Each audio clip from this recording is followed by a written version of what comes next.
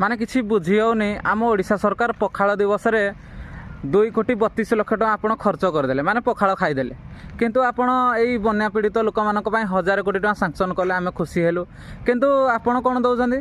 5-6 ଜଣରେ ଗୋଟିଏ ପାଲେଜି ବିସ୍କୁଟ୍, ଚୁଡ଼ା 500 ଗ୍ରାମ ଆଉ ଗୁଡ଼ 100 ଗ୍ରାମ, ଏତିକି ଖାଇକି ସେ କ'ଣ ରହିବେ?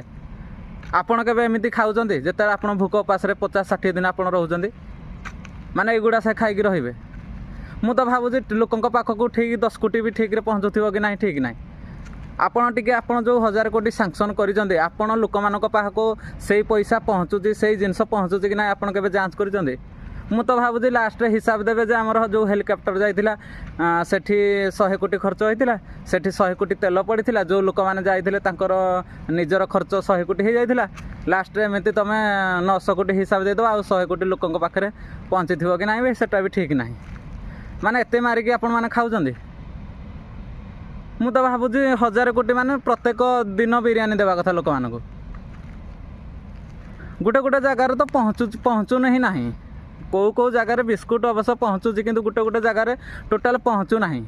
ଯେଉଁମାନେ ଭିଡ଼ିଓ ଦ୍ୱାରା ବନେଇକି ଛାଡ଼ୁଛନ୍ତି ତାପରେ ଆମେ ଯାଇ ଜାଣିପାରୁଛୁ। ଭାଇ ଭିଡ଼ିଓଟିକୁ ସେୟାର କରନ୍ତୁ, ଆଉ ଏଇ ସରକାରଙ୍କ ବିଷୟରେ ଜାଣନ୍ତୁ, ଆଉ ନିଜର ମତାମତ କମେଣ୍ଟରେ ଦିଅନ୍ତୁ।